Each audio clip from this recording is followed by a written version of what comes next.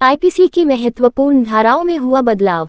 भारतीय दंड संहिता आईपीसी में 511 धाराएं थीं, लेकिन भारतीय न्याय संहिता में अब 358 धाराएं रह गई हैं। आपराधिक कानून में बदलाव के साथ ही इसमें शामिल धाराओं का क्रम भी बदल गया है। हाल ही में संसद द्वारा पारित 3 विधेयकों ने अब कानून का रूप ले लिया है। देश में अंग्रेजों के जमाने के इन आपराधिक कानूनों की जगह लेने वाले 3 संशोधन विधेयकों को सोमवार को राष्ट्रपति द्रौपदी मुर्मू ने मंजूरी दे दी। तीनों नए कानून अब भारतीय न्याय संहिता, भारतीय नागरिक सुरक्षा संहिता व भारतीय साक्ष्य अधिनियम कहे जाएंगे, जो क्रमशः भारतीय दंड संहिता 1860, आपराधिक प्रक्रिया संहिता 1898 और भारतीय साक्ष्य अधिनियम 1872 का स्थान लेंगे।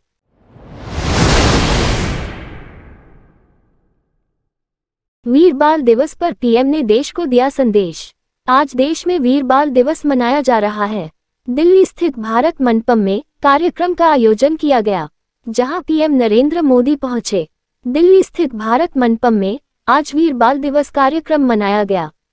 इस कार्यक्रम में शामिल होने के लिए प्रधानमंत्री नरेंद्र मोदी पहुंचे, जहां कार्यक्रम में बच्चों ने प्रस्तुति दी। यहां पीएम मोदी का सम्मान किया गया, साथ ही उन्होंने यहां पहुंचे लोगों को संबोधित किया। दिल्ली के भारत मंडपम में वीर बाल दिवस समारोह पर प्रधानमंत्री नरेंद्र मोदी ने कहा कि वीर बाल दिवस भारतीयता की रक्षा के लिए किसी भी हद तक जाने का प्रतीक है। पिछले वर्ष देश ने पहली बार 26 दिसंबर को वीर बाल दिवस के तौर पर मनाया था।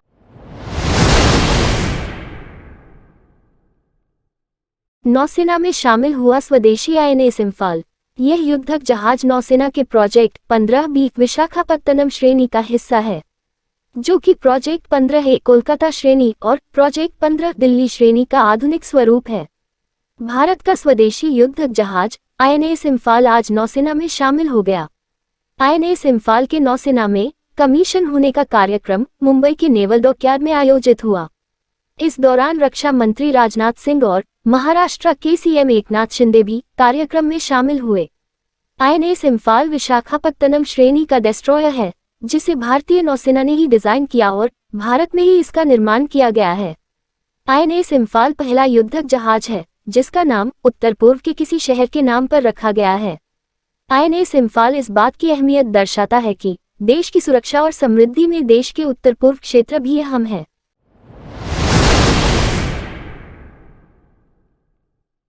देश में हर्पीस जूस्टर वैक्सीन तैयार। सीडीएल कसौली ने हर्पीस जूस्टर वैक्सीन के 5 सैंपल मानकों पर सही उतरने के बाद पास कर दी हैं। वहीं अन्य सैंपल भी जांच के लिए प्रयोगशाला में आ रहे हैं। त्वचा पर दर्दनाक दाद, फफोले, रैशेस और छाले यानी हर्पीस वायरस से अब घबराने की जरूरत नहीं है। इसके लिए देश में हर्पीस जूस्टर वैक्सीन तैयार हो गई है। यह वैक्सीन हर्पीस वायरस पर कारगर सिद्ध होगी। खास बात यह है कि बाजार में उतारने के लिए इस वैक्सीन के 5 सैंपलों को central drugs laboratory CDL Kasauli ने हरी झंडी भी दे दी है। दावा किया जा रहा है कि यह वैक्सीन लगते ही व्यक्ति में एंटीबॉडी तैयार हो जाएगी और वायरस को कम कर देगी।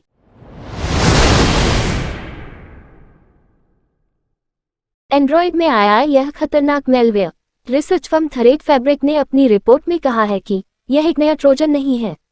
यह इस साल की शुरुआत में ही देखा गया था।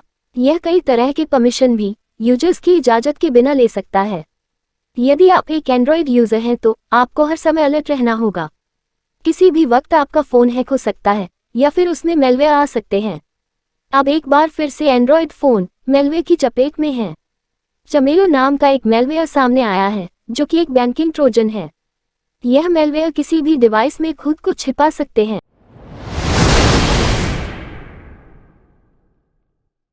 हिमाचल में 24 घंटे खुले रहेंगे होटल। मुख्यमंत्री ने कहा कि जश्न में डूबे सैलानियों को पुलिस हवालात नहीं बल्कि होटल छोड़ेगी। इस बारे में दिशा निर्देश भी दिए गए हैं। हिमाचल घूमने आए सैलानियों को रात के समय खाने पीने या ठहरने के लिए भटकना न पड़े, इसके लिए सरकार ने होटल और रेस्तरां 24 घंटे खुले रखने की छूट दे दी है। 5 जनवरी तक यह छूट मिलेगी।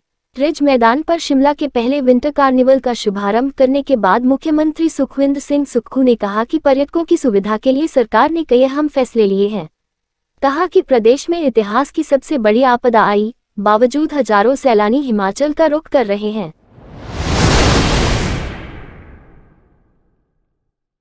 पूर्व मुख्यमंत्री शिवराज ने नई कैबिनेट को बधाई दी। कैबिनेट की इस बैठक में मुख्यमंत्री ने सभी मंत्रियों से अपने पसंदीदा काम की जानकारी मांगी और उसकी सूची बनाई गई है। आपको बता दें कि मध्य प्रदेश की नई डॉक्टर मोहन यादव सरकार के मंत्रिमंडल का गठन कल 25 दिसंबर को हुआ है। इस दौरान 28 नए मंत्रियों ने शपथ ली है। मध्य प्रदेश में नई सरकार बनने के बाद मंत्रिमंडल के गठन की प्रक्रिया भी पूरी हो गई है। अब मंत्रियों को उनके विभाग सौंपे जाना है। इसके लिए गृह, वित्त, वाणिज्यिक कर, आबकारी विभाग, नगरीय विकास, PW, PHE जैसे विभागों पर मंत्रियों की नियुक्ति होना है। इसके लिए ही मंत्रियों से उनकी पसंद जानी गई है। माना जा रहा है कि कैबिनेट के प्रमुख विभाग दिग्गज नेताओं को ही दिए जा सकते। इस बीच पूर्व मुख्यमंत्री शिवराज ने नई कैबिनेट को बधाई दी। आज सुशासन दिवस है, अटल जी का जन्मदिन, और ये प्रदेश के लिए सौभाग्य की बात है कि सुशासन दिवस पर, अटल जी की जयंती पर नई सरकार पूरा आकार ले रही है और आज मंत्रिमंडल शपथ ग्रहण करेगा। मंत्रिमंडल में एक तरफ जहां अनुभव की भट्टी में पके प्रशासनिक अनुभव के धनी वरिष्ठ राजनेता हैं, वहीं दूसरी तरफ युवा जोश भी है। मंत्रिमंडल पूरी तरह संतुलित है और क्षेत्रीय आवश्यकताओं को भी ध्यान में रखा गया है।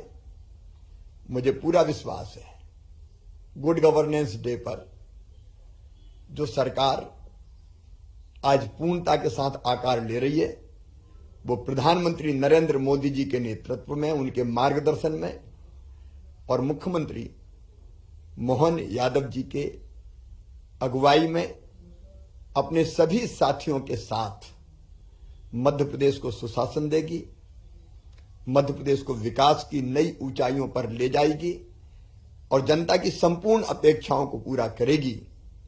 मुझे यह भी विश्वास है कि संकल्प पत्र में हमने जो संकल्प व्यक्त किए हैं प्रदेश के विकास के और जनता के कल्याण के, उन संकल्पों को भी पूरा करने में ये टीम कोई कसर नहीं छोड़ेगी।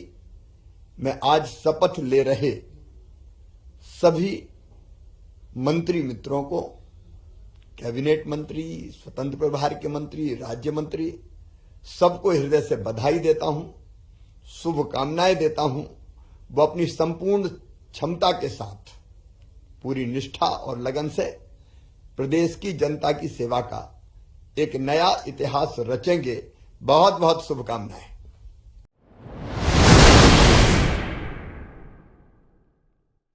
आगामी 22 जनवरी 2024 को अयोध्या में श्री राम लाल की प्रतिमा की प्राण प्रतिष्ठा की जाएगी। इसके लिए अयोध्या से अभिमंत्रित अक्षत कलश यात्रा जगह जगह निकाली जा रही है। इसी क्रम में अयोध्या से अभिमंत्रित अक्षत कलश यात्रा को लेकर नगर में सोमवार को उत्साह और उमंग के बीच विश्व हिंदू परिषद, बजरंग दल और राष्ट्रीय स्वयंसेवक संघ और राम भक्तों सहित अन्य अनुषांगिक संगठनों के सहयोग से भव्य कलश यात्रा निकाली गई। वहीं अयोध्या से आए अभिमंत्रित अक्षत कलश को भितरवा नगर में शामिल 12 मंडलों में भेजा जाएगा, जहां लोगों को 22 जनवरी को अयोध्या में भगवान श्री राम के मंदिर की प्राण प्रतिष्ठा में शामिल होने के लिए आमंत्रण दिया जाएगा। इसी प्रकार नगर में भी लोगों को अक्षत कलश यात्रा के साथ आमंत्रण दिया गया।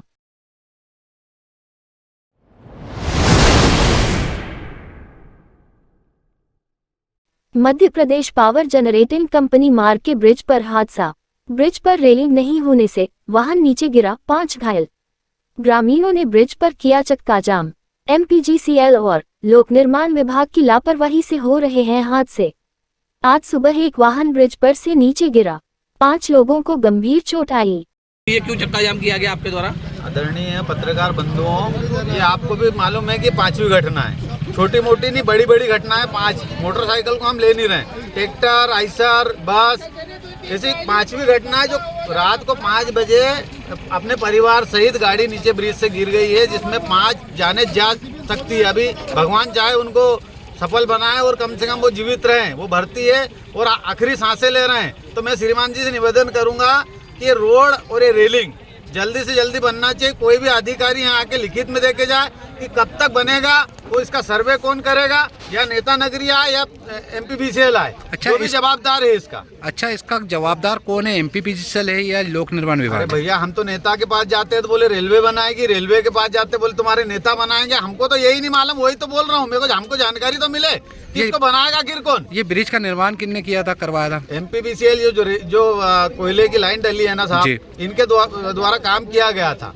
उस समय ये रोड जो पास हुआ था सीसी रोड, उसमें रोक लगाई थी, कहती कि ये रेलवे का काम है, इस पे नहीं बनाओगे आप जी। तो हमने सोचा चलो भाई परमिशन आके रोड बन जाएगा। वो अभी तक भी अधूरा है, रुका हुआ है। अब इसकी जवाबदारी कौन ले रहा है?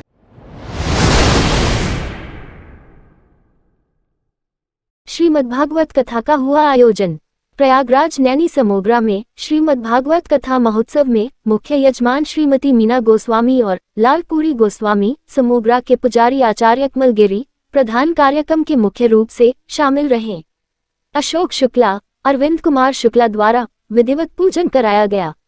श्रीमद्भागवत कथा की अमृत वर्षा वृंदावन से पधारे संत शीतला प्रसाद स्वामी जी के द्वारा की गई तथा विश्राम पर हवन पूजन के बाद भंडारे का आयोजन किया गया। भंडारे में बड़ी संख्या में श्रद्धालुओं ने प्रसाद ग्रहण किया।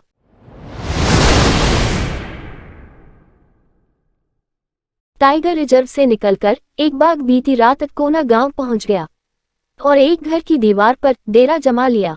सूचना मिलने पर वन विभाग ने सुरक्षा घेरा बनाते हुए जाल लगाया है। बाघ को जंगल की तरफ भेजने के प्रयास किए जा रहे हैं। बाघ गांव की दीवार पर है और लोग आसपास खड़े हैं।